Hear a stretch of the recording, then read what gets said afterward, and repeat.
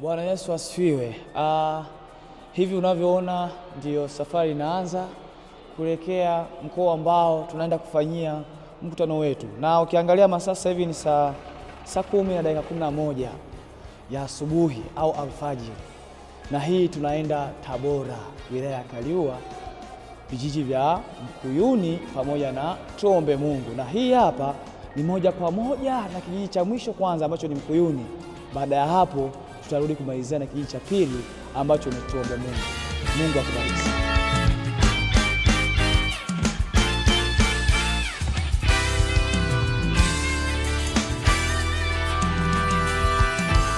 Kama unavyoona basi ni muda mzuri, tumeshafanya ratiba zetu za asubuhi, lakini ni muda mzuri wa kwenda ushuhudiaji. Na unavyoona shamra hivi ni viongozi wa uinjilisti wakipanga watu kwenye makundi mbalimbali ili waende wakashuhudie. OGM Charity Injili hubirie kwa mataifa, tunaomba, tunatoa na tumeshaenda, tumefika mahali hapa, tumeanza kazi hapa.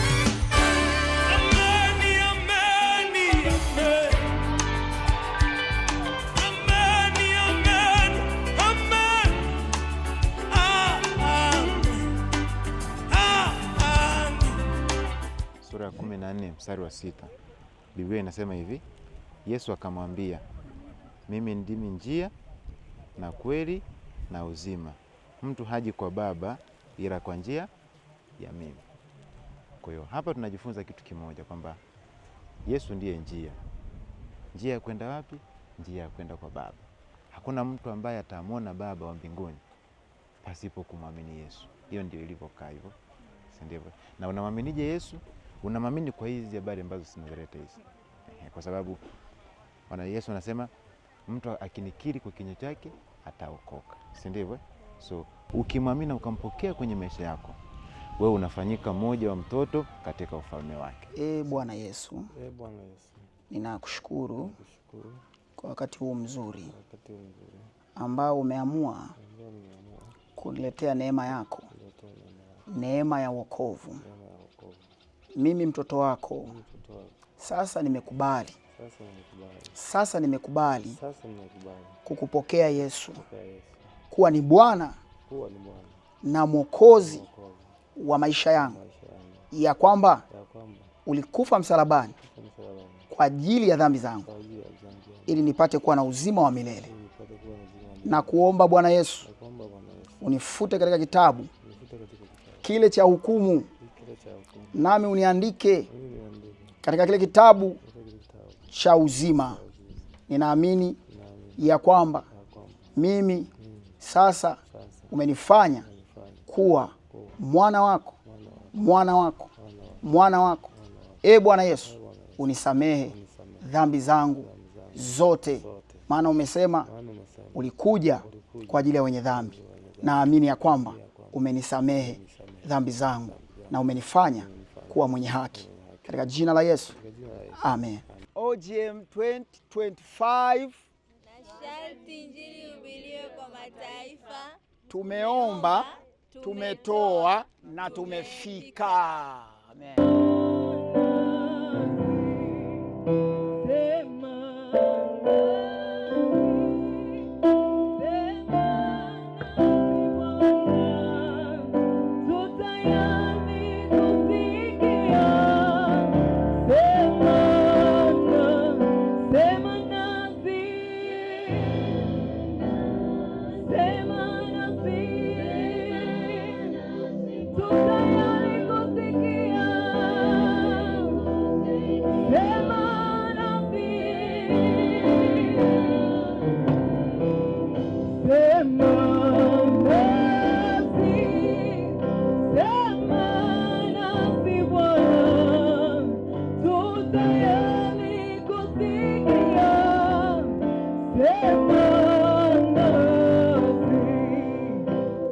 Roho Mtakatifu, tunakuita mahali hapa, ukatembee kwa nguvu zako mahali hapa, ukigusa maisha ya watu wako, ukigusa nyumba zao, ukigusa familia zao, ukigusa kazi zao, ukigusa mashamba yao, ukigusa mifugo yao, ukaguse kila unachokifanya Bwana, kwa kuwa wewe ni Mungu Wewe ni Mungu mkuu, tumekuadhimisha na kukuinua mahali hapa katika jina la Yesu Kristo.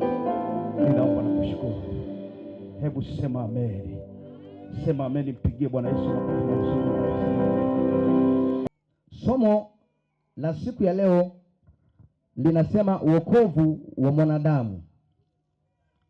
Somo letu linasema wokovu. Nabii Isaya mlango wa 42 kuanzia mstari wa 22. Kitabu cha Isaya sura ile ya 42 ndio na mstari wake wa 22. Neno la Mungu linasema, lakini watu hawa ni watu walioibiwa na kutekwa, wote wamenaswa katika mashimo, wamefichwa katika magereza, wamekuwa mawindo, wala hapana aokoaye, wamekuwa mateka, wala hapana asemaye rudisha. Ndio Mstari wa 23. Yes. Ni nani miongoni mwenu atakayetega sikio lake kuyasikia hayo? Ndio. Atakayesikiliza na kusikia kwa wakati ujao? Ishia hapo. Mungu akubariki sana. Bwana Yesu asifiwe. Bwana Yesu asifiwe sana. Sasa nimesema ujumbe wa siku ya leo ama somo letu linasema wokovu wa mwanadamu. Na kabla sijaendelea, nikakusomea kitabu cha Isaya 42 mstari wa 22 hadi mstari wa 23. Na kabla sijaendelea, naomba kwanza nikupatie utangulizi wa kitabu cha Isaya. Kitabu cha Isaya ni kitabu ama ni moja ya vitabu vya manabii wakubwa katika Biblia, na inasadikika kitabu hiki kiliandikwa mnamo mwaka wa 750 mpaka mwaka wa 700 kabla ya Kristo. Lakini pia kitabu hiki cha Isaya kiliandikwa na Isaya mwenyewe ambaye alikuwa ni mwana wa Amozi wa Yerusalemu. Lakini pia Isaya ukija ukiangalia tafsiri au maana halisi ya neno Isaya, maana yake wokovu unatoka kwa Mungu. Sasa ukifanya mlinganisho hapo kati ya jina la kitabu alafu na ujumbe wa somo, nimekuambia ujumbe wa somo unasema ni wokovu wa mwanadamu, lakini kitabu ambacho tumeenda kukisoma tafsiri ya hilo jina la kitabu maana yake ni wokovu unatoka kwa Mungu. Bwana Yesu asifiwe sana. Sasa kabla sijaendelea, jambo la kwanza ya kuzingatia ni kwamba hakuna wokovu wa mwanadamu ama hakuna mwanadamu ambaye anaweza kupata wokovu kutoka eneo lolote lile, ama kutoka kwa mwanadamu mwenzake, ama kutoka kwa kiumbe chochote kilicho ambacho kinaonekana hapa katika uso wa dunia ama hakionekani, isipokuwa ni unatoka kwa Mungu. Na si Mungu tu, ni Mungu aliye juu. Amen. Bwana Yesu asifiwe sana. Ni Mungu aliye juu. Kwa nini? Kwa sababu watu wengi leo hii ukienda kuwashuhudia ama ukiwapelekea habari za Yesu, wengine wanakuambia hakuna kuokoka duniani. Wengine wanasema hakuna kuokoka duniani. Kwa nini? Kwa sababu moja, hawajui wokovu unapatikana kwa nani. Sasa wewe na mimi ambaye tumekubali kumkiri Kristo, maana yake moja, tunakuwa na ufahamu wa kuelewa wokovu unatoka kwa nani. Na kwa sababu tunajua wokovu unatoka kwa nani, ili Mungu kutulinda zaidi akasema usiwe na miungu mingine ila mimi. Kwa nini? Kwa sababu yuko Mungu peke yake, na wokovu pekee unatoka kwa huyo Mungu aliye juu, na wala si kwa mwanadamu awaye yote. Bwana Yesu asifiwe sana. Bwana Yesu asifiwe sana. Tunaenda kuangalia matatizo ambayo yalisababisha hawa wana wa Israeli kwenda Babeli, au matatizo ambayo yalipelekea nabii Isaya kuandika unabii huu kwa ajili ya wana wa Israeli. Jambo la kwanza, hawa watu hawa wameibiwa na kutekwa na kunaswa katika mashimo. Jambo la kwanza ambalo Isaya alikuwa ameliona, ama Mungu ambaye alikuwa ameliona akamtumia Isaya kwa ajili ya kufikisha ujumbe kwa hiyo jamii ya wana wa Israeli. Hawa watu walikuwa wamenaswa, ndiposa Mungu akaamua kumtumia nabii Isaya kwa ajili ya kutafuta wokovu wa wana wa Israeli ambao wametekwa na kushikiliwa na kufungwa katika magereza na mashimo. Yohana anaandika habari za Yesu. Yesu anawaambia watu ya kwamba mimi ndimi njia. Nikitaka kwenda mbinguni, nikitaka kufanikiwa katika maisha, nikitaka kuwa mtu fulani, siwezi nikapita njia yoyote isipokuwa ni njia ya Kristo. Jambo la pili atawaambia, na kweli, na kweli. Bwana Yesu asifiwe. Bwana Yesu asifiwe sana. Bwana Yesu asifiwe sana. Kwenye Yohana mahala pengine anasema mtaifahamu kweli, nayo kweli itawaweka huru. Sasa Yesu ni njia moja, namba mbili ni kweli. Manake anapoingia ndani ya maisha yako, kwanza anakuongoza upite katika yeye, alafu mbili anakuja anakuweka ukweli kwamba shetani alikuwa anakutumikisha hapa, ukweli wake ni huu. Shetani alikuwa amekufungia hapa, sasa ukweli wake ni huu. Na ndio maana wengine wanakuwa wamefungiwa na ndugu zao lakini hawajui. Lakini Yesu anapokuwa ameingia ndani ya huyo mtu, akiweka ukweli ndani yake, anakuja kugundua kwamba kumbe ni jirani yangu tu, ni rafiki yangu tu ndiye ambaye ananifungia katika ile gereza, anamfanya kuwa ana ukweli. Sasa maamuzi ni ya kwako. Ndio maana mwanzoni nitakwambia Mungu alimwekea mwanadamu tokea zamani, anachagua tu yeye mwenyewe. Hakulazimishi kuokoka, hakulazimishi kumpokea Yesu, hakulazimishi kumkiri Yesu. Ni wewe na moyo wako. Kama utakuwa umekubali kumpokea Yesu Kristo afanyike Bwana na Mwokozi wa maisha yako, unaweza kunyoosha mkono wako mahali ulipo. Utakuwa mgeni wa ndani. Unaweza ukajiuliza hayo maswali.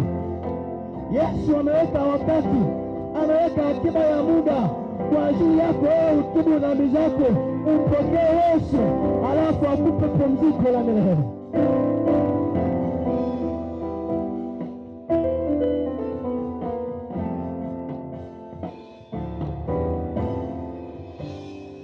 Unaweza ukanyanyua mkono wako wa kushoto mahali ulipo, wa kulia ukaweka kifuani.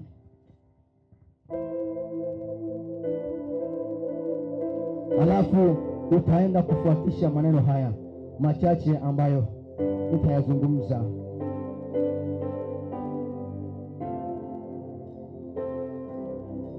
Sema, Bwana Yesu,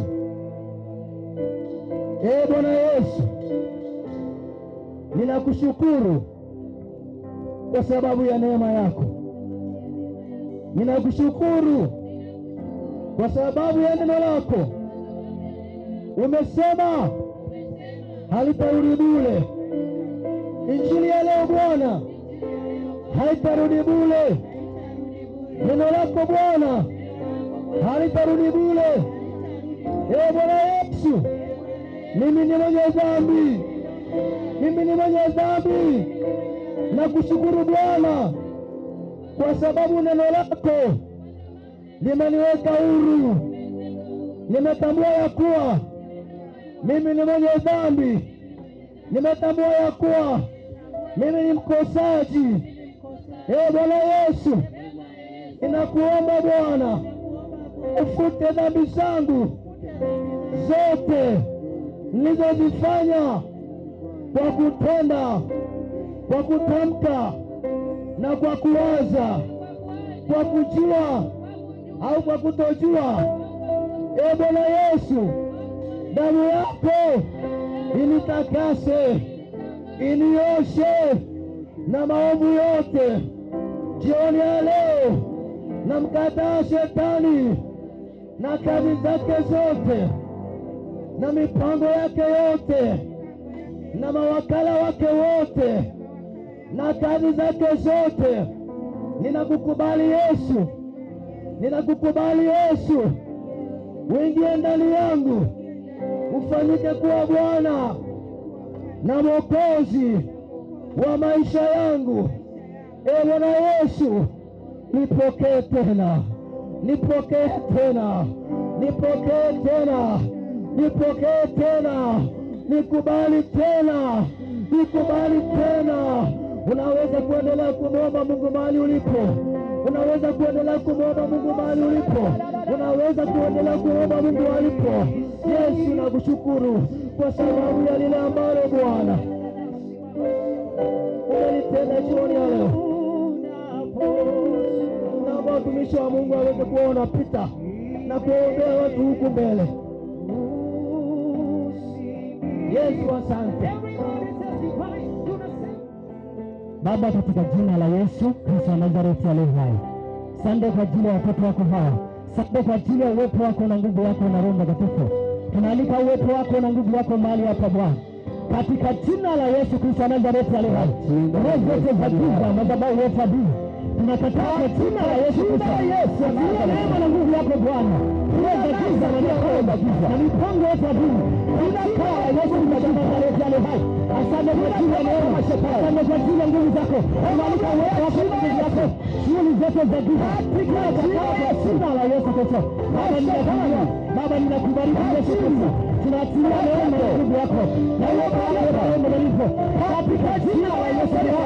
Baba, ninakuinua. Baba, ninakutukuza Yesu Kristo. Asante kwa ajili ya uwepo wako. Asante kwa ajili ya nguvu zako. Asante kwa sababu hakuna Mungu kama wewe. Kwa jina la Yesu Kristo. Baba, ninakuinua Yesu Kristo. Asante kwa ajili ya neema. Asante kwa ajili ya nguvu zako. Kila kitu za Mungu kwa jina la Yesu Kristo Nazareti aliye hai. Achilia neema na nguvu yako katika viwanja hivi Bwana. Achilia nguvu zako Yesu Kristo. Achilia neema, achilia nguvu zako kwa sababu wewe ni Mungu mwaminifu. Kila jambo linaanza na unaona na mapema jina la Yesu Kristo. Pamoja na jina la Yesu kwa jina la Yesu kwa jina la Yesu kwa jina la Yesu kwa jina la Yesu kwa jina la Yesu kwa jina la Yesu kwa jina la Hello, Bwana Yesu asifiwe. Kama unavyoendelea unaona hapa mkutano umemalizika kabisa na umeenda vizuri, watu wamepona, wamefunguliwa na nguvu za Mungu zilikuwa za kutosha.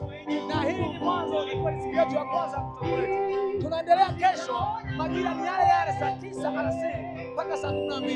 Hivyo ipo nguvu ya ajabu na watu wanapona, watu wanampokea Yesu. Njoo, karibu karibu karibu, na tunaendelea. Na unavyokuona hapa ni maandalizi ya sinema ambayo ipo mbele yetu. Hapa ni wanafunzi ambao wanazidi kusherehesha wakati watu wa IT wanajipanga kwa ajili ya kuonyesha sinema. Mungu akubariki sana, nakupenda sana. Amen, amen.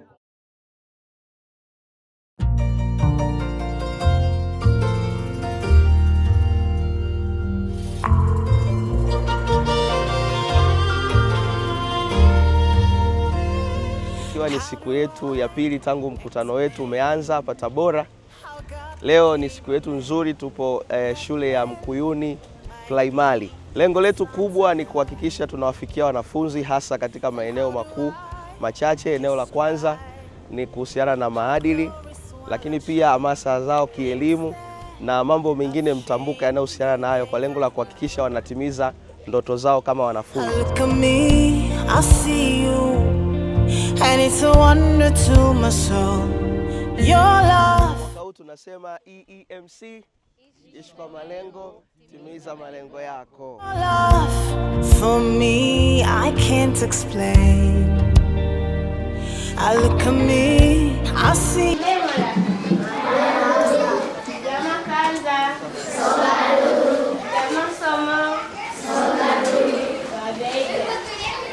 Kila mtu hapa amekuja kwa ajili ya elimu, si ndio? Si kila mtu anataka kufaulu. Kila mtu ana ndoto yake. Kuna wengine wanataka kuwa madaktari, kuna wengine wanataka kuwa walimu, wengine wanataka kuwa wafanyabiashara, wengine wanataka kuja kusoma sheria kama kaka Shadrack pale. Si kila mtu anataka kufaulu. Sasa ili uweze kutimiza ndoto yako, kuna wengine wanataka kuwa madaktari, kuna wengine wanataka kuwa walimu, sema vitu vya wafanyabiashara, wengine wanataka kuja kusoma sheria kama kaka Shadrack pale. Si kila mtu ana ndoto yake. Sema kwa sauti vitu vifuatavyo. Ili uweze kutimiza ndoto yako, ni lazima uzingatie vitu vifuatavyo. Sema vitu vifuatavyo. Tena katika hapo maadili, kuna maadili mema na maadili mabaya. Sema kwa sauti vitu vifuatavyo. Ni maadili mema. Sisi tunaelewana vizuri. Cha kwanza, kitu kingine, nataka kusema maadili. Watu wengi sana Tena tangia katika shule ya maadili msingi kuna maadili wanajijengea mema na maadili kwamba mabaya. kuna baadhi ya masomo ni maadili mema. Sijui tunaelewana vizuri. Tukizungumzia hisabati. Kitu kingine, Hisabati ni ngumu. Kusema watu wengi sana tangia tulipokuwa shule ya msingi. Jipigeni makofi, wanajijengea kufahamu kwamba kuna baadhi ya masomo ni magumu. Nataka kusema kitu kimoja. Kwa mfano tukizungumzia hisabati, ila wewe akili yako ukiifanya, yani ukisema kwa mfano sasa unasema mjipigeni makofi, hisabati ni ngumu. Kila siku utakuwa unasema hivyo hivyo, mmejibu vizuri sana. Nataka kusema kitu kimoja. Akili yako umeiweka iwe katika uelekeo. Ila wewe akili yako tunaelewana vizuri. Yani ukisema kila kitu kinawezekana. Ukisema mimi najiwekea mkakati, utakuwa unasema hivyo hivyo na itazidi kuwa ngumu au nitakuwa nafanya akili yako na ili somo ni jepesi itakusaidia. Tukienda katika hali ya kawaida anasema maneno yanaumba. Kila kitu kinawezekana. Ukisema mimi najiwekea mkakati ili somo nitakuwa nasoma kila siku au nitakuwa kujisemea maneno mazuri itakusaidia. Kuna watu wengine ukienda katika hali ya kawaida anasema maneno yanaumba. Sijui wewe nani unavyosema kila siku hesabu ni ngumu, kusema maneno mazuri kwako na kwa wenzako. Kwa hiyo itakusaidia kama wewe kujisemea maneno mazuri jamani. Soma kwa bidii. Kuna watu wengine heshimu wazazi, waheshimu wenzako. Lakini pia kumtegemea Mungu ni jambo la kusema maneno mazuri kwako. Tunaelewana vizuri. Kila mtu anasali, si ndio? Na kila mtu anamwamini Mungu. Soma kwa bidii. Heshimu wazazi, waheshimu wenzako. Katika masomo, kumtegemea Mungu ni jambo la msingi. Kuna wakati unaweza ukawa unapitia changamoto. Tunaelewana vizuri. Jambo la msingi. Kila mtu anasali, si ndio? Na kila mtu anamwamini Mungu. Tunajua mambo mengine yanayotusaidia. Soma kwa bidii. Mjue katika masomo, katika familia na mambo mengine. Kuna wakati unaweza ukawa unapitia changamoto. Lakini jambo la msingi kulikumbuka ni kwamba unamwambia Mungu, naomba unisaidie, then mambo mengine yanaendelea. Soma kwa bidii, mjue sana Mungu atakusaidia na mambo mengine yatawezekana, si ndio? Amina sana, mbarikiwe. Yaani matatu tu. 1, 2, 3. Huyo hapo. Huyo hapo. Safi. Huyo hapo. Nani anataka kuja kuwa safi sana? Tumpigie makofi haya. Nani? Yaani matatu. 1, 2, 3. Wale mapolisi. Safi. Au watu nani anataka kuja kuwa wako wapi? Nani? Afande nani hapo naitwa? Madaktari wameshaisha Afande Simon. Si ndio? Safi sana. Haya. Wale mapolisi. Sasa umeona kama mapolisi hao wana vio vyao na wao wanaenda kule, wanaenda wanafundishwa. Wanaenda wanafundishwa namna ya Afande nani hapo naitwa? Silaha, namna ya kulinda si watu, namna ya kupigana na majambazi. Endeleeni hivyo hivyo. Afu kupiga hivi. Watoto, watoto, watoto, watoto, tunapenda, tunapenda, tunapenda. We luka, luka, luka, luka, luka, luka, cheza, cheza, cheza, watoto cheza, cheza, cheza, watoto cheka, cheka, cheka, watoto cheka, cheka, cheka. Shule naipenda shule, shule naipenda shule. Hapo kiuno changu chebamba cha kuvalia, twende shule. Tena naipenda shule, wote tena. Aya, chakuvalia mkanda. Nipende tu kutoa shukrani zangu za dhati kwa walimu. Nafikiri tuko ukingoni, tunaelekea kwenye zoezi letu la kuwagawia wanafunzi ambao wamefanya vizuri kwa mwaka wa masomo ambao tuko nao kwa sasa. Na hii lengo na wewe uhamasike. Nafikiri tuko ukingoni, mwakani kwenye zoezi na wewe ufanye vizuri, uwe wa kwanza au wa pili ambao na nafasi zingine, si ndio? Kwa mwaka wa masomo ambao tuko nao kwa sasa. Hata sisi tulikuwa hivyo hivyo, na wewe uhamasike, tunapewa zawadi kwa ajili ya tunapata mwakani hamasa ya kusoma zaidi, na wewe ufanye vizuri, uwe si ndio wa kwanza au wa pili watoto na nafasi zingine. Sasa kwanza mpo wote, si mnapenda kufaulu wapo. Hata sisi tulikuwa namba moja Jennifer Paulo, tunapewa zawadi pia tunapata. Ukishasikia jina unaruka huko haraka, nampigia makofi, ndio si ndio watoto Sasa kwanza mpo. Namba 2 Likupagi wapo.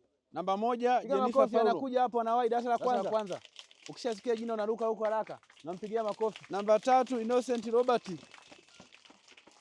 Namba 2 Liku Pagi. Piga makofi, anakuja hapo anawahi darasa la kwanza. Hao ni darasa la kwanza. Namba 3 Innocent darasa la Robert. pili. Innocent Robert. Labda amekimbia. Hao ni darasa la kwanza. Wanafuata darasa la pili. Darasa la pili. Wa kwanza Waziri James. Innocent Robert. Labda amekimbia. Anafuata Helena Hasara wa pili. Wa tatu Yusta Paulo. Darasa la pili. Wa kwanza Waziri James. Darasa la tatu wa kwanza Glory Julius. Helena Hasara wa pili. Wa tatu Yusta Paulo. Wa pili Bertha Joseph. Wa tatu Neema Lutandika. Darasa la tatu wa kwanza Glory Julius. Wa pili Bertha Joseph. Bertha Joseph. Wa tatu Neema Lutandika. Wa kwanza Lucas Jumanne. Huko namba 2 Biha Sumuli. Darasa la 4 wa kwanza Lucas Jumanne. Wa tatu Haruna Majaliwa. Huko namba 2 Biha Sumuli. Na ukifanya vizuri utakutana nave, sawa? Yamkini kawa zaidi ya hapa, si ndivyo eh? Kwa hiyo jitahidi hawa na wenyewe mwakani wasipate, upate wewe. Sawa? Wa tatu Haruna Majaliwa. Na wewe ukifanya vizuri utakutana nave, sawa? Yamkini kawa zaidi ya hapa, si ndivyo eh? Kwa hiyo jitahidi hawa na wenyewe mwakani wasipate, upate wewe. Sawa? Okay, sawa. Nipende tu kusema hivi, asante. Kama unatamani kuongeza wenzetu kupata zawadi kama alivyosema mwalimu hapa, na wewe mwakani ufanyeje? Okay, shike hiyo nafasi, si ndio eh? Nipende tu kusema hivi, unatamani kufika mbali kama unatamani ufanyaje? Ujitahidi usome kwa bidii kama alivyosema mwalimu hapa, zawadi. Bwana wewe umeniita, nimekubali nitumike nyumbani mwako, nimekubali niwe chombo kwa ajili yako, nimekubali nifanyike baraka kwa watu wako, nimekubali kwa kijiti cha moto uliniita, nikakubali ukasema nivue viatu vyangu na nikakubali. Ukasema niongoze taifa lako, nikakubali niwatoe Misri kwa Farao, nikakubali. Mbele yangu Yesu umebeba magumu yangu, Baba nimekubali, kubali, kubali, Baba nimekubali, nimekubali.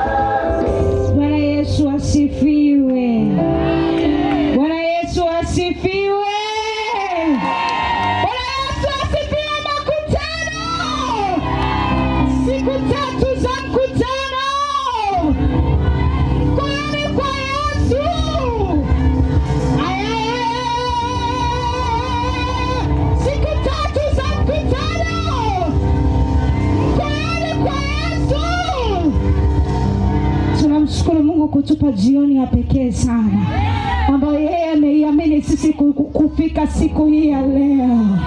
Ametutoa mbali sana akatuleta katika mahali hapa, ni kwa kusudi lake na neema yake. Haikuwa rahisi sisi kufika huku, lakini yeye amefanya sisi tufike. Fungua masikio yako ya kiroho na ya kimwili usikie nini anasema na wewe jioni ya leo. Fungua masikio yako ya kiroho na ya kimwili usikie ni nini Mungu anataka kuzungumza na wewe. Ni wewe tu kuandaa moyo wako, ni wewe tu kuchukua hatua kamili ya kusema Mungu niko hapa, nitumie na unihudumie, naye ni mwaminifu. Baba, katika jina la Yesu Kristo wa Nazareti, wewe ni Mungu usioshindwa kamwe. Wewe ni Mungu unayeweza kufanya mambo zaidi na vile tunavyotafakari. Tunaualika uwepo wako, tunaalika nguvu yako, tunaalika uweza wako, tunamleka mamlaka yako. Roho Mtakatifu, tutumie tu kama chombo ambacho kinaweza kutumika tuweze kuzungumza na makutano haya. Malaika zako tunawaalika katika jina la Yesu Kristo wa Nazareti. Sifa na utukufu, heshima na mautukufu tunarudisha kwako. Hebu mshangilie Mungu popote ulipo. Piga makofi wakati mtumishi wa Mungu anapanda madhabahuni. Basukuma mleho, basukuma mleho. Na nawe agubotare sana.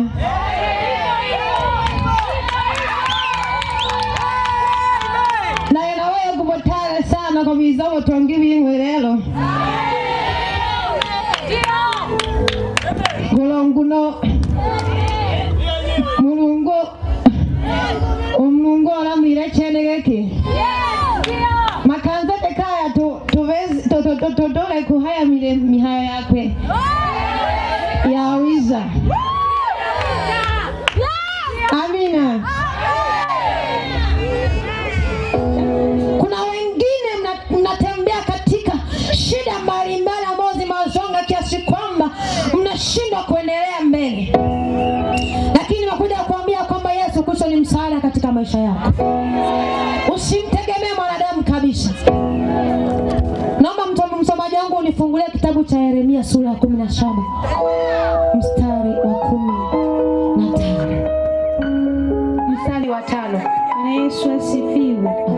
Tasoma Yeremia sura ya 17 mstari wa 5. Bwana Yesu asifiwe sana. Kama hajasoma nikwambie mtu wa mkunya kwamba usimtegemee mwanadamu. Usimtegemee mwanadamu. Yesu Kristo anakuhitaji umtegemee yeye tu. Yeye ndiye anayekujua. Yeye ndiye anayekuelewa. Karibu msoma. Yeremia 17 mstari wa 5. Ndio. Bwana anasema hivi. Amelaaniwa mtu yule amtegemee mwanadamu. Amelaaniwa mtu yule amtegemee mwanadamu. Amfanyaye mwanadamu kuwa kinga yake. Amfanyaye mwanadamu kuwa kinga yake. Na moyoni mwake amemwacha Bwana. Na moyoni mwake amemwacha Bwana. Subiri kwanza msomaji wangu.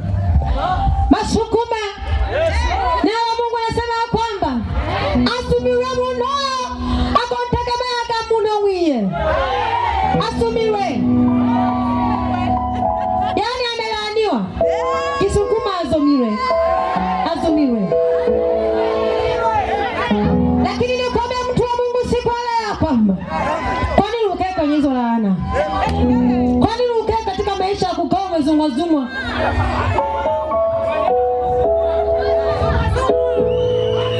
Yesu Kristo anakuhitaji.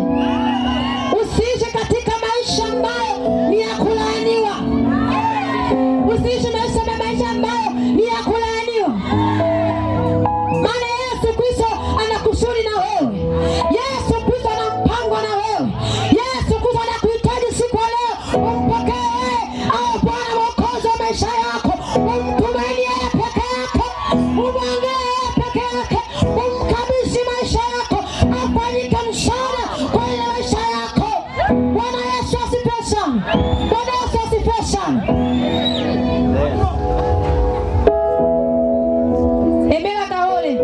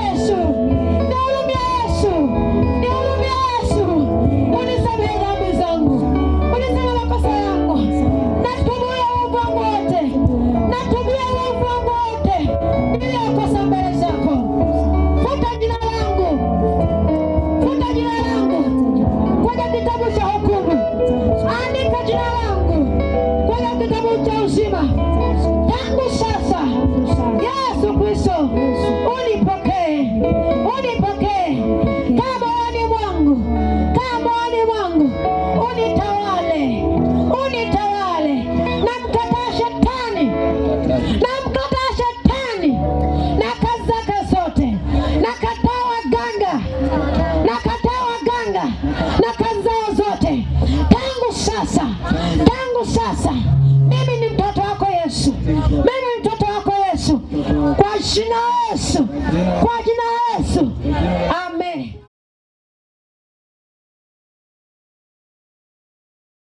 Kwenye biashara na matumizi ya pesa kama marudio kwa wale ambao hawakuwepo jana. Amina.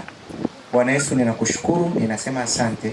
Asante kwa kutukutanisha tena hapa wajoli wako wa kike na wa kiume kwa ajili ya kujifunza. Mfalme, tunaomba neema yako katika kujifunza. Sasa cha kwanza tunaanza kuona kwenye kama na kitabu ukurasa wa 16. Kama na kitabu unaweza kufungua pale ukurasa wa 16. Tutaenda kuona pale. Cha kwanza tutaenda kuona maeneo ambayo fedha imejificha au maeneo ambayo tunaweza tukapata hela. Jamani, wote tunatamani kuwa na pesa, watumishi wa Mungu. Sasa nataka tuone maeneo ambayo fedha imejificha au maeneo ambayo tunaweza tukapata hela. Sehemu ya kwanza ni kwenye mawazo.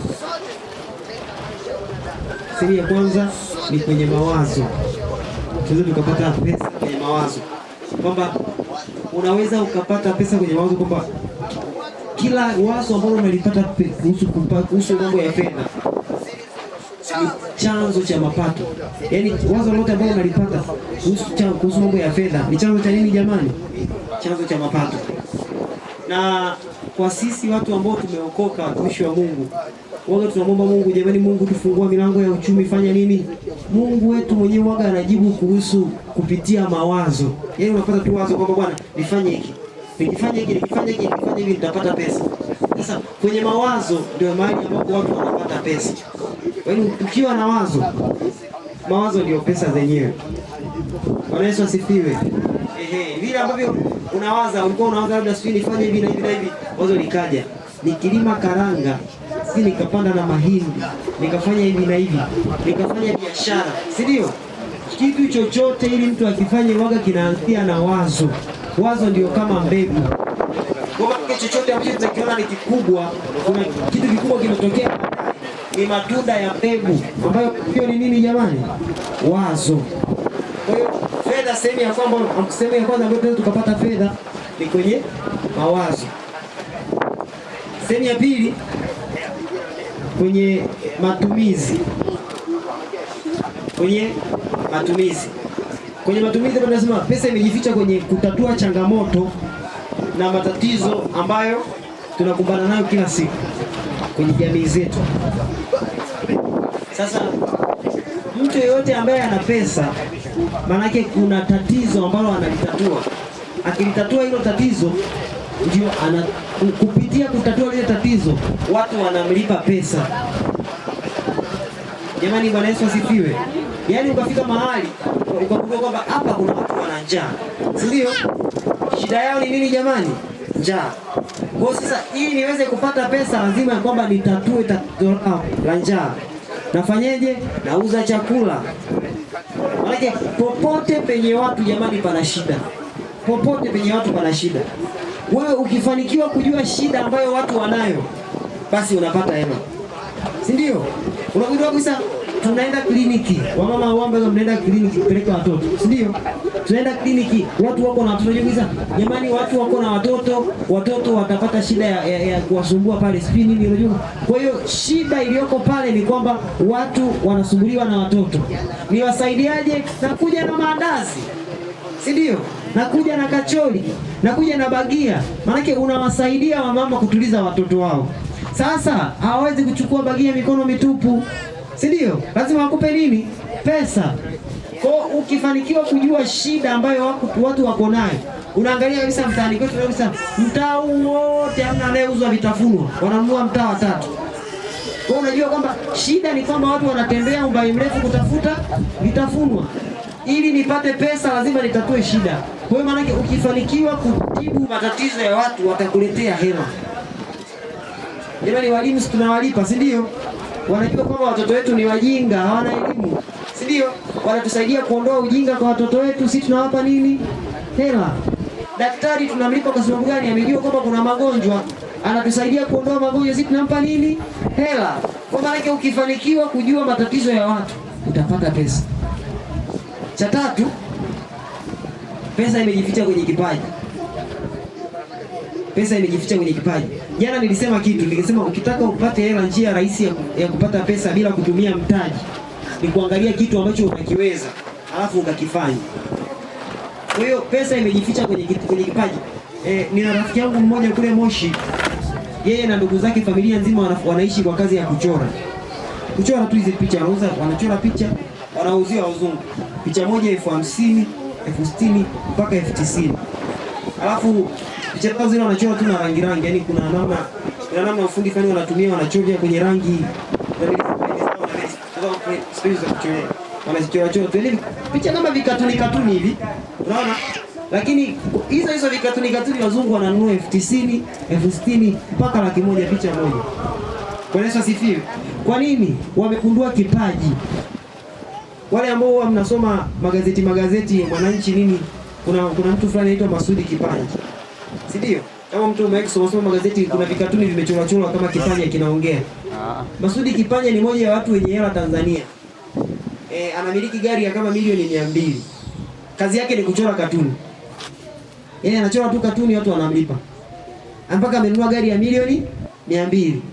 Kwa sababu gani? Amegundua kipaji. Si ndio? Kuna mwalimu mmoja anaitwa Joel Nanauka. Wale ambao wanafuatilia vitu. Anaitwa Joel Nanauka. Yeye kazi yake ni kuongea kama mimi ninavyoongea hivi. Yaani anafundisha watu, jamani, sijui pesa zimefanya nini, anafundisha hivyo, anafundisha. Yule baba akija kufundisha kama hivi semina moja, sio chini ya milioni 3. Yaani kama hivi hapa mimi nilivyoongea na nyinyi, nikitoka hapa mnanilipa milioni 3 naondoka. Kwa nini? Amegundua nini? Kipaji. Kwa hiyo sasa ukijua kitu ambacho unacho, ukikiwekeza, watu watakulipa. Hiyo ni sehemu ya 3 ambayo pesa imejificha. Sehemu ya 4, kwenye mitandao. Waga nachukua bidhaa zangu, nazipiga picha na weka mitandaoni. Kwa mtu akiona ndo ananitumia oda. Jamani, niletee hivi, niletee mikanda 5, niletee hivi na hivi, niletee hivi. Napata hela, si ndio? Ila sina duka. Wapi napata hela? Kwenye mitandao. Jamani, Bwana Yesu asifiwe. Kwa hiyo mitandao hatutumii tu kwa ajili ya kupiga simu, kupokea nini. Mitandao pia inazalisha hela. Si ndio? Ehe.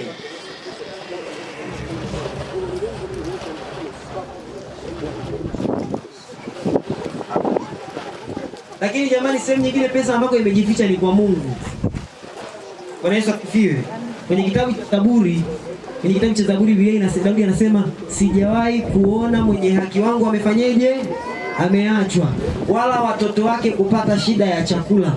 Kwa maana yake mtu yeyote aliyemtumikia Mungu vizuri, Biblia inasema kwenye kitabu cha Kumbukumbu la Torati, kama mtu mmoja alisomea cha Kumbukumbu la Torati sura ya 28, itakuwa utakaposikia sauti ya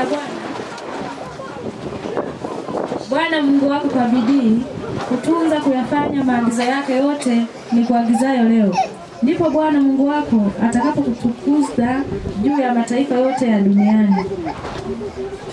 Na baraka hizi zote zitakujilia na kukupata usikiapo sauti ya Bwana Mungu wako.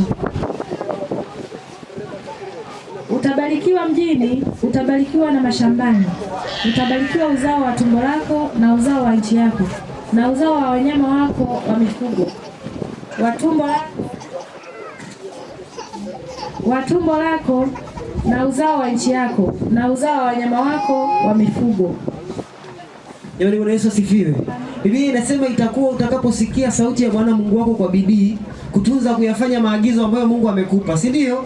Biblia inasema atabariki mjini, atabariki shambani, atabariki ng'ombe, atabariki bata, atabariki kuku, atabariki paka, atabariki kila kitu ambacho unamiliki kitabarikiwa. Bwana Yesu asifiwe. Nimwambie jirani yako, wewe ni mbarikiwa. Mwambie tena, wewe ni mbarikiwa. Vigelegele na makofi mengi kwa Yesu. Haleluya. Amen.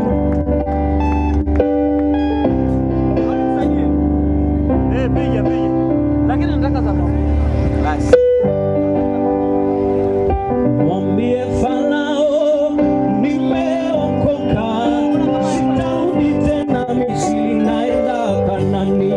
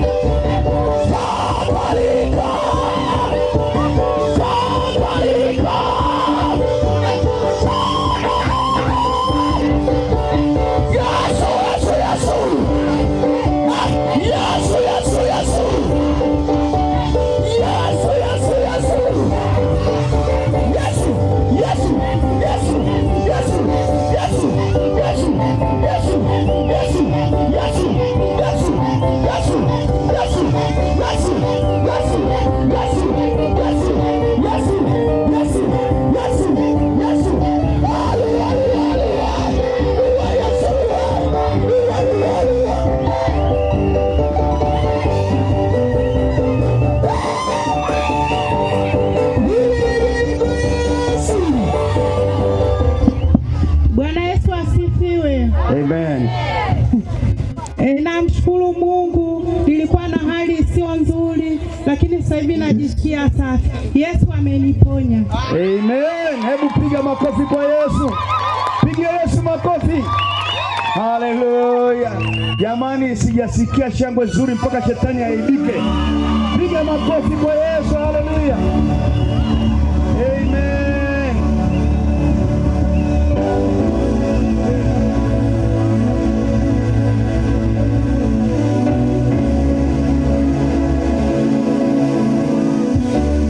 Mama, hebu tueleze, ulikuwa unajisikiaje mwanzo? Mwanzo nilikuwa najisikia hata kutembea nilikuwa sitembei vizuri. Nilikuwa nashindwa kabisa, nyonga zilikuwa zinashika. Lakini leo hii najisikia natembea vizuri. Amen. Hebu simumpigie, mumshangilie Yesu. Amen. Amen. Nasema mwanzo alikuwa hata kutembea vizuri hawezi, nyonga zimeshika, lakini sasa zimeachia na anaweza kutembea. Amen. Na ninaamini kabisa kwa jina la Yesu sasa utakuwa unakimbia. Hautakuwa unatembea tu, utakimbia kwa jina la Yesu. Asante Yesu. Amen. Amen. Asante sana mama. Mungu akubariki mno kwa kushuhudia. Unajua ukishuhudia unamwaibisha shetani maana alifanya kazi mbaya akifikiri kwamba atatukuzwa, sasa anazomewa mahali kwenye uwanja huu. Karibu sana mama yangu.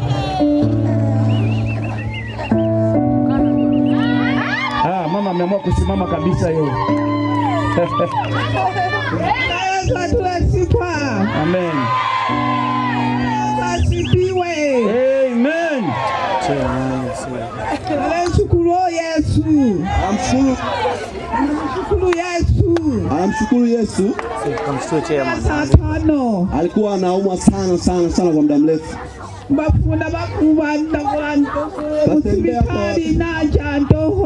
Tembea kwa waganga, kwa mahospitalini, hajawahi pona. Chukua hii.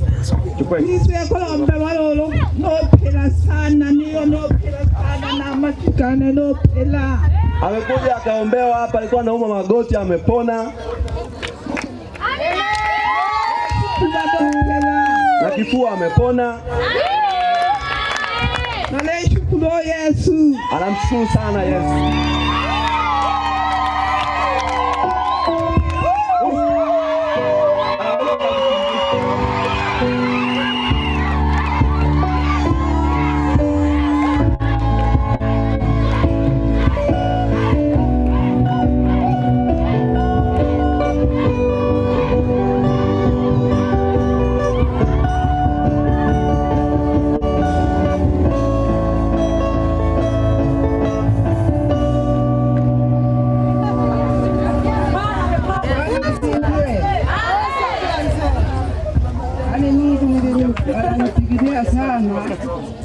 Nimeshukuru. Nilikuwa nimeumwa kifua na mapigo, sasa napiga haraka. Nimefika hapa kwa mchungaji, anakuja kuniombea. Yaani mpaka sasa nimeziona, nimepona. Yaani Mungu ananipigania sana. Yaani Mungu nilimshukuru sana, ananiponya.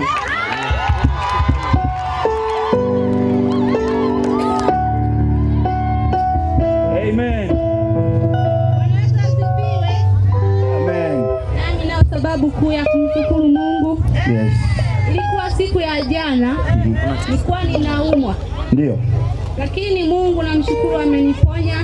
Nilikuwa sijitambui. Baba alijua, akaja kuniombea, ndo nikapata nafuu. Na mpaka sasa hivi niko mzima wa afya. Amen. Hallelujah. Hebu hebu kidogo mrudishe dada, hebu mrudishe, hebu subiri kidogo. Ni kitu gani ulikuwa huwezi kufanya? Hata kuongea ulikuwa huwezi. Aha. Na kutembea ulikuwa unatembea vizuri? Nilikuwa nimeshindwa siku ya jana. Siku ya jana ulikuwa umeshindwa? Sasa hebu kimbia tu kidogo kama hapa na pale. Kimbia tu. Hebu kimbia. Hallelujah. Amen. Hallelujah. Hebu mwambie jirani yako Yesu ni mzuri. Mwambie Yesu ni mzuri. Amen. Amen. Mwingine.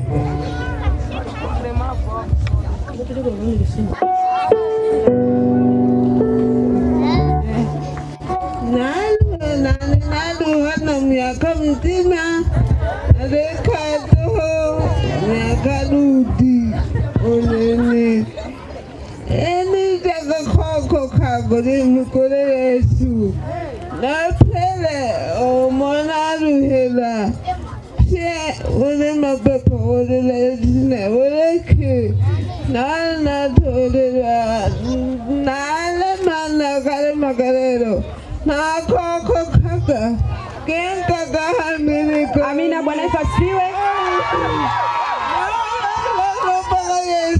Bwana Yesu asifiwe.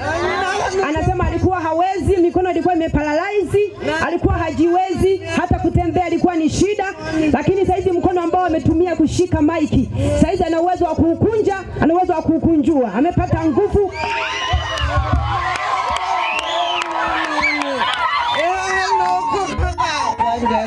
Akohaga.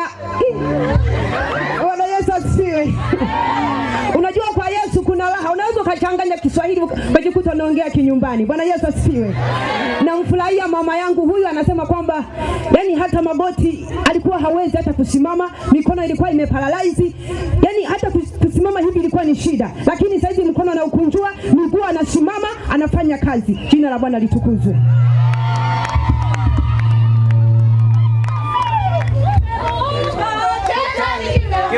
Kama kuna mwingine huko tumemsahau, naweza ukasogea. Ameamua kushangilia. Haleluya.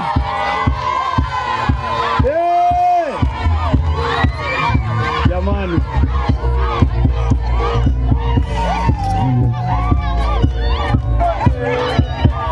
Amen. Haleluya. Jamani, hamuoni hatari? Mtu alikuwa anatembea kwa shida, leo anashangilia namna hii. Bwana asifiwe sana. Anafuraha sana huyu mama. Amefurahi sana. Amen. Amen. Mungu akubariki sana mama. Na Mungu ataendelea kutenda mambo makubwa mpaka utashangaa. Kwa wale ambao hawajui aina hii ya ugonjwa mtaona ni kawaida, lakini mama anashangilia kwa sababu anajua mahali alipokuwa anapitia. Bwana wabariki sana. Amen. Na kama kuna mtu mwingine ambaye alibaki hajashuhudia na unataka kumwaibisha shetani mahali hapa, unaweza kuja mara moja, tukupe hiyo nafasi umwaibishe shetani mahali hapa. Kama kuna ambaye yupo tena anataka kumwaibisha shetani, unajua kuna jambo umetendewa kwenye mkutano na hujamwaibisha shetani, njoo umwaibishe shetani hapa. Amen. Yesu pekee ndio msaada, ya karibu. Haleluya. Mama, ninapenda nikwambie, baba, ninapenda nikwambie, ni heri safari yako umalize na Bwana. Nitakuita Yesu moyoni, hatakusaidia, hata kuinua ulivyoteseka. Ninaomba muwasogeze karibu, sogea karibu kabisa hapa. Yesu Kristo atamaliza safari yako. Sogea karibu mama, sogea baba karibu.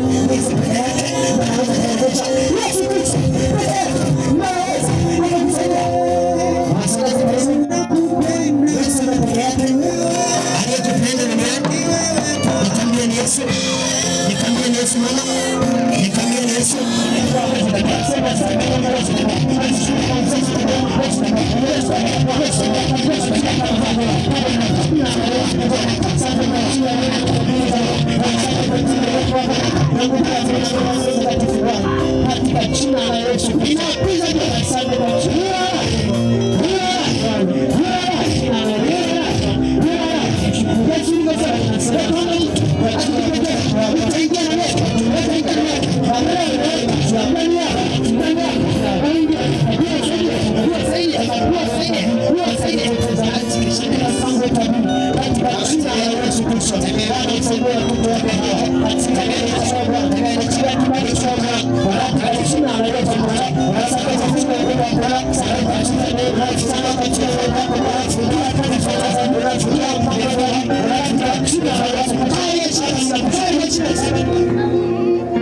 Lipua kwa jina la Yesu. Amen. Hebu mshangilie Yesu. Haleluya. Amen. Amen and amen. Wacha viteketee na mapepo tena, ongeza mafuta kabisa. Bwana Yesu asifiwe sana. Mtegemee Yesu kama ulivyohubiriwa. Yesu ndiye yule jana, kesho na hata milele. Biblia inasema ni Alfa na Omega, mwanzo na mwisho. Hivyo inamaanisha yeye ni mwanzo wa safari yako mpaka mwisho wa safari yako. Amen. Basi Hallelujah.